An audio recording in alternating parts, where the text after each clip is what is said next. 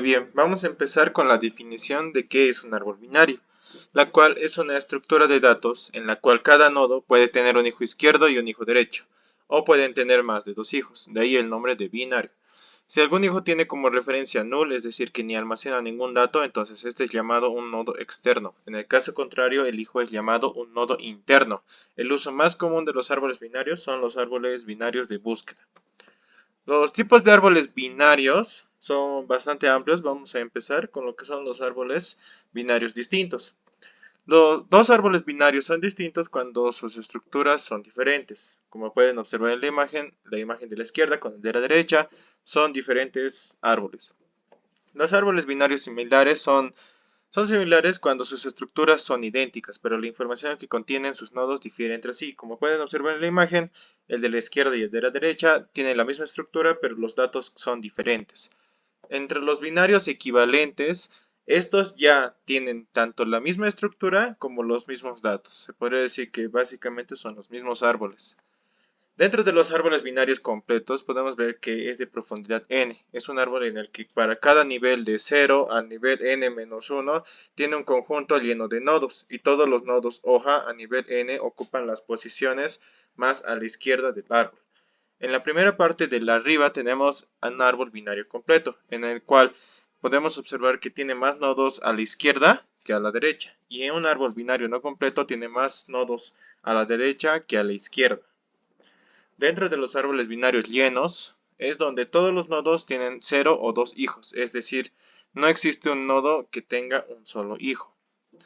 De la misma manera tenemos dos filas de ejemplos en donde en la parte de arriba vemos a los binarios lleno y en la parte de abajo tenemos a los binarios no lleno. Es decir que los binarios lleno tienen todos sus nodos hijos completo o no tienen nodos hijo y la parte de abajo tienen un solo nodo hijo, lo cual lo representa como un binario no lleno. Dentro de los binarios degenerados podemos encontrar que un árbol binario degenerado en el que hay un solo nodo hoja y cada nodo no hoja solo tiene un hijo. Un árbol degenerado es equivalente a una lista enlazada. Como pueden observar en la imagen, tenemos un árbol binario degenerado, el cual solo tiene un nodo hijo, y este nodo hijo tiene otro nodo hijo. Si lo vemos desde otra perspectiva, podemos ver que es una lista enlazada. Tenemos los árboles binarios equilibrados, los cuales estos tienen que tener tanto el mismo número de elementos o datos a la izquierda o a la derecha. Es decir, que tienen que estar balanceados la estructura con los datos. En los perfectamente equilibrados, esto ya es como la imagen de la derecha. Pueden observar que si dividimos el árbol en dos partes, tenemos que la parte de la izquierda tiene una misma estructura que la parte de la derecha. Esto conforma así un árbol binario perfectamente equilibrado. Dentro de los binarios equilibrados ABL, los cuales fueron creados por Adelson-Belsky y Landis en 1962, es un árbol en que la diferencia de alturas de los subárboles izquierdo y derecho correspondientes a cualquier nodo del árbol no es superior a 1. Bueno, pasando un poco a lo que es los árboles multicaminos, los cuales no son un árbol binario como tal, estos árboles multicaminos tienen una estructura de datos homogénea, dinámica y no lineal, en donde a cada nodo le puede seguir una cantidad n de nodos hijo, mientras que los árboles binarios fueron pensados para trabajar en memoria principal. Los árboles multicaminos fueron diseñados para trabajar con sistemas de archivos. A diferencia de los árboles binarios, estos contienen hasta 3 nodos hijos o más, lo que difiere con lo que es la teoría o concepto original de lo que es un árbol binario. Dentro de los árboles binarios de búsqueda, estos son diferentes. Estos se parten en tres, lo que son postorden, preorden e inorden, en donde depende a qué tipo de recorrido uses para lo que es la búsqueda, la búsqueda será diferente, ya será más dinámica, será menos ocupa espacio o sea mucho más rápida. Dentro de los árboles Fibonacci, básicamente sigue la sucesión de una serie Fibonacci, es decir que si el árbol es nulo, no contiene ningún nodo, es de orden 0. Si el árbol que consta de un único nodo es de orden 1, y para n mayor a 1, el árbol de Fibonacci de orden n consta de un nodo raíz, con el árbol de Fibonacci de orden n-1 como uno de sus hijos, y el árbol de Fibonacci de orden n-2 como el hijo restante. Tenemos acá un ejemplo en donde vemos un árbol de Fibonacci de orden 1, de orden 2, de orden 3 y de orden 4. Como pueden observar, va bajando cada vez más lo que es los nodos hijo y mientras más grande sea el orden. Vamos a pasar ahora con las preguntas. Primero, ¿qué es este tipo de estructura? Un árbol binario es una estructura de datos no lineal, en la que cada nodo tiene como máximo dos hijos denominados hijo izquierdo e hijo derecho. Esta estructura se utiliza para organizar datos de manera jerárquica. En la pregunta 2 tenemos ¿cuáles son sus características clave? Los árboles cuentan con raíz, el nodo, el cual es el nodo superior del árbol. Los nodos, lo que son cada elemento del árbol. Los hijos son los nodos descendientes de un nodo. Las hojas son los nodos sin hijos. La altura es la longitud del camino más largo desde la raíz hasta una hoja. Y la profundidad es la longitud del camino desde la raíz hasta un nodo en específico. En la pregunta 3 y más larga tenemos cómo se implementa y qué operaciones se pueden realizar sobre ella. Tenemos primero la implementación, que sería la estructura básica, que es el nodo, la raíz, las hojas. Y tenemos dentro de las implementaciones tenemos la inserción, en donde vamos a insertar valores o nuevos nodos a nuestro árbol binario. Tenemos la búsqueda, que si el valor es igual se ha encontrado el nodo, si el valor es menor entonces se busca en el subárbol izquierdo, si es mayor en el subárbol derecho. Tenemos los recorridos tenemos tres, en orden, preorden y posorden. Dependiendo qué tipo de recorrido vamos a usar para la búsqueda, esta puede ser más dinámica o puede llevar menos tiempo al momento de implementar, más que todo en programas mucho más complejos o bastante amplios. Tenemos la eliminación, donde se puede eliminar a nodos sin hijos, simplemente se elimina una. En nodo con un hijo se elimina el nodo y se conecta a su hijo con el padre del nodo eliminado. El nodo con dos hijos se encuentra el nodo sucesor, el nodo más pequeño del subárbol derecho, o el nodo predecesor, el cual es el nodo más grande del subárbol izquierdo. Se copia su valor al nodo a eliminar y luego se elimina el sucesor o predecesor. Dentro de las operaciones comunes tenemos la inserción, la búsqueda, los recorridos, la eliminación, la altura del árbol y el conteo de nodos. Para la última pregunta tenemos ¿cuáles son las aplicaciones más comunes?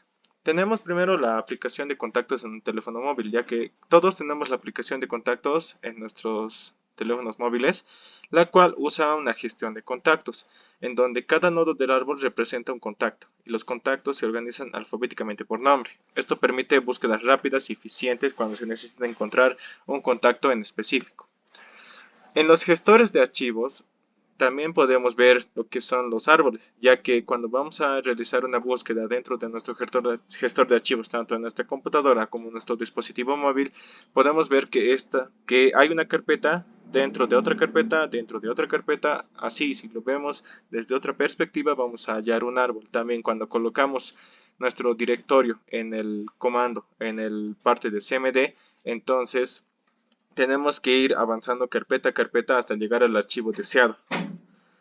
Dentro del árbol de decisión en la inteligencia artificial también vemos lo que es un árbol binario, ya que como pueden analizarlo, vemos que en una inteligencia artificial, esta para realizar una búsqueda, para realizar una respuesta mucho más precisa, tiene que buscar en toda una gama de páginas de información para desplegar una sola respuesta. Entonces, lo que hace una inteligencia artificial usando un árbol de decisión es que va a ir recopilando información que sea relevante y que no sea repetitiva, de forma que vamos a tener una información concreta al final de nuestra consulta.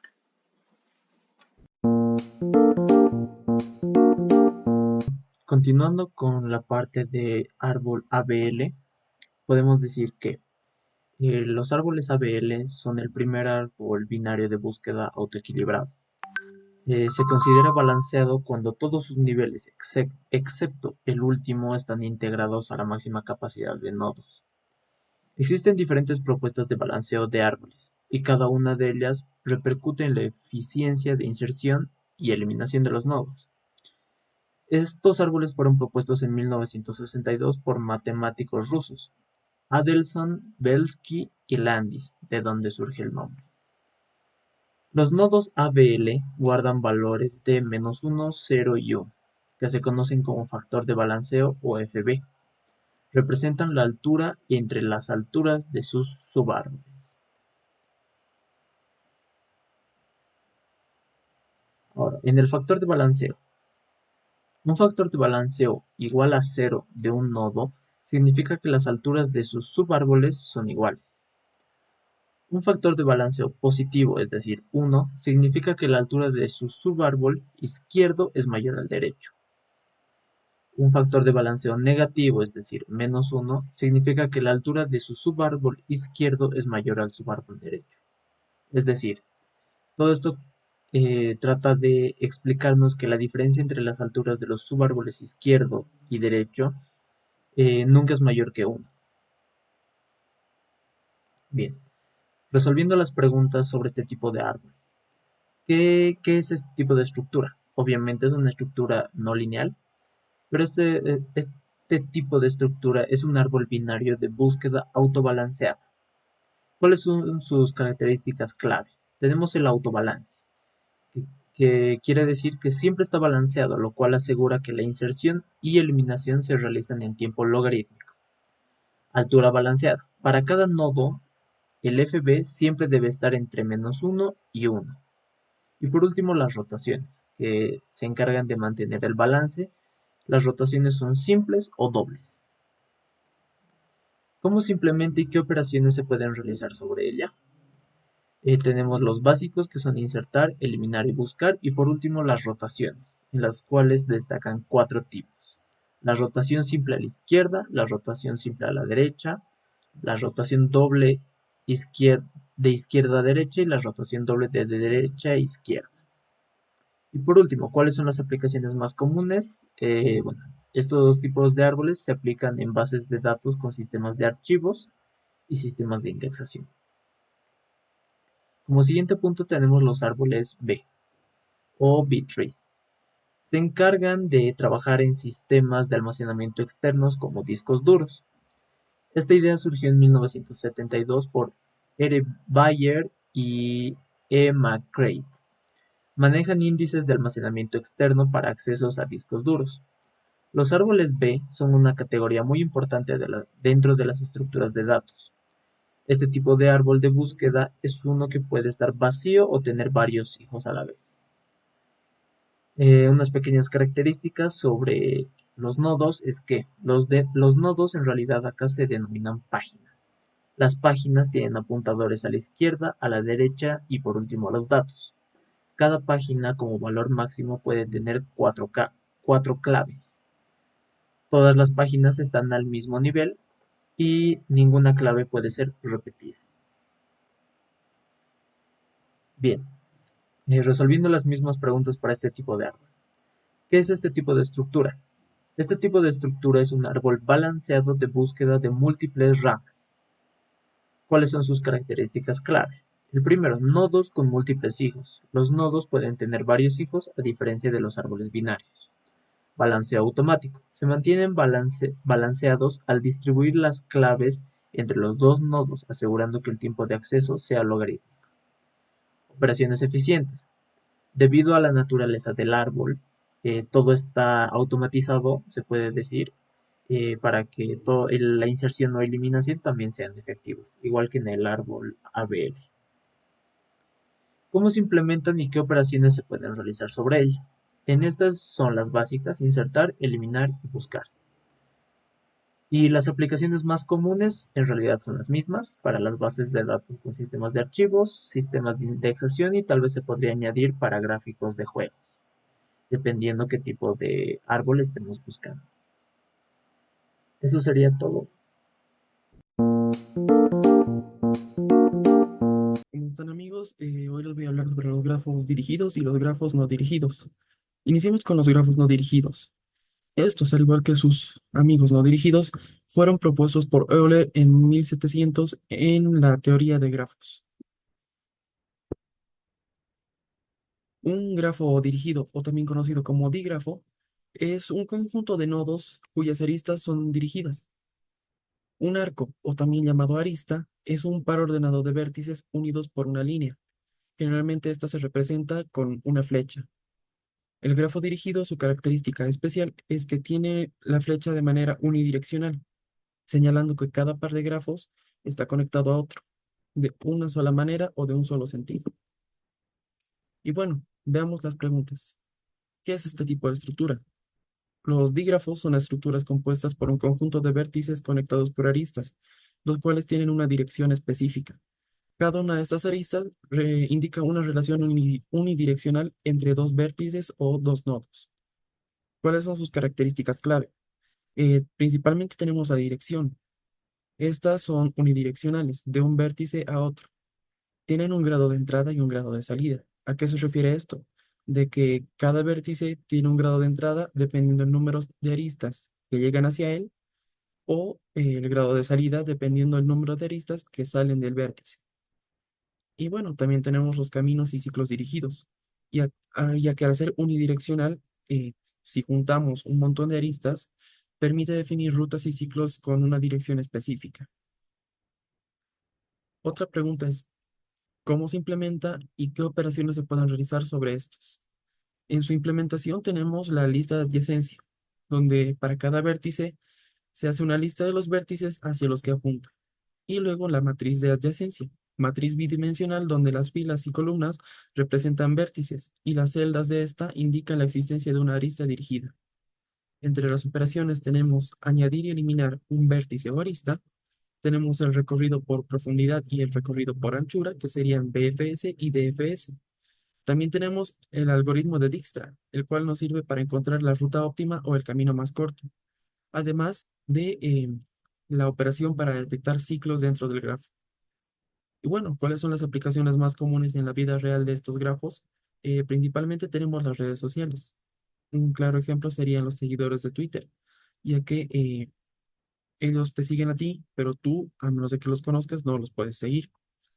Y finalmente tendríamos los sistemas de recomendación de productos y la relación entre ellos y las rutas GPS en las direcciones de tráfico.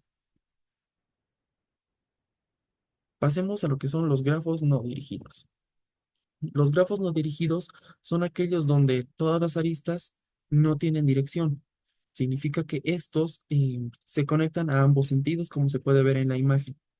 A diferencia de los grafos dirigidos, las aristas en este no son simétricas, lo que significa que si un nodo A está conectado a un nodo B, o en la imagen, como el nodo 0 está conectado al nodo 1, también se considera que el nodo 1 está conectado al nodo 0, sin importar si existe una o más sentidos en la conexión. Pasemos a las preguntas. ¿Qué son este tipo de estructuras? Los grafos no dirigidos son estructuras compuestas por un conjunto de vértices conectados por aristas sin una dirección específica.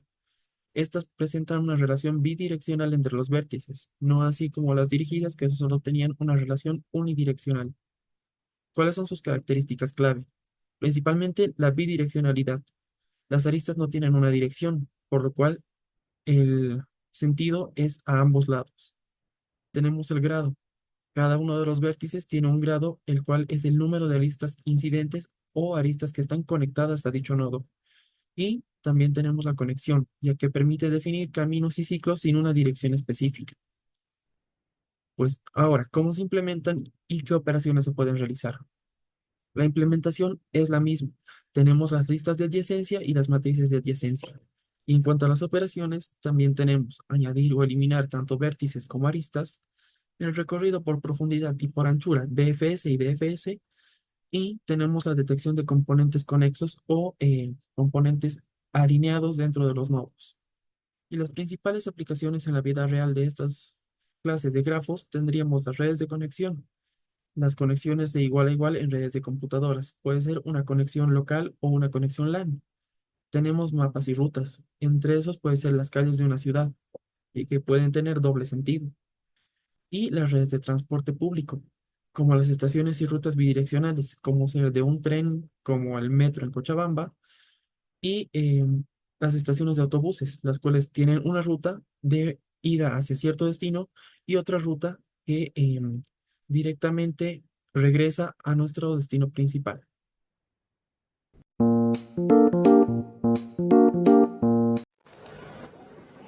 Buenas, les voy a hablar sobre los grafos ponderados y los grafos no ponderados. Empezando con los grafos ponderados, se diría que son unas estructuras formadas por nodos conectados por aristas que tienen un peso o valor asociado. Y estos dichos pesos pueden representarse en distancia, costo o tiempo, dependiendo de la aplicación. Ahora, ¿qué son los grafos no ponderados? Un grafo no ponderado también puede tener nodos y aristas, pero no tiene peso, en lo cual las conexiones solo indican si existe una relación o una conexión entre los dos nodos, sin importar la distancia o el costo.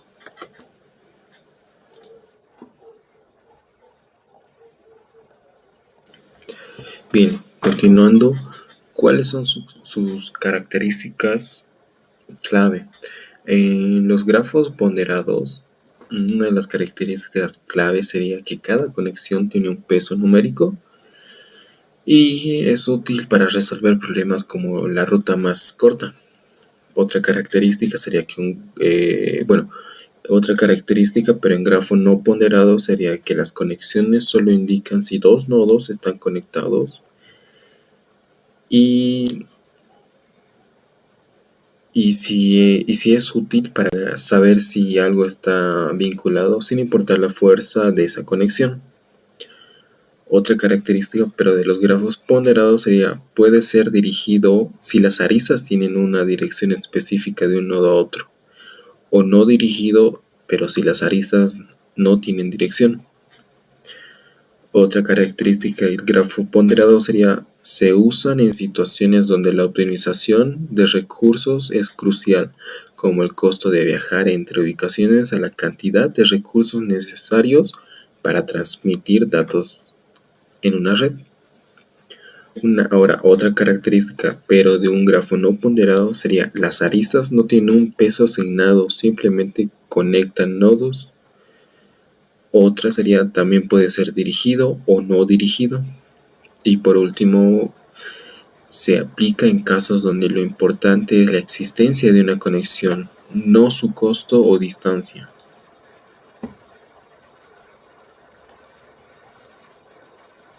Bien, continuando, ¿cómo se implementa y qué operaciones puede realizar sobre ella? En matriz de adyacencia es una matriz de n por n, donde n es el número de nodos y que cada posición en la matriz I, luego en la J, indica si hay una arista entre el nodo I y el nodo J. Y si el grafo es ponderado, esta posición contendrá el peso de la arista. Ahora, en lista de adyacencia, es una lista donde cada nodo tiene una sublista que contiene los nodos o los está conectando.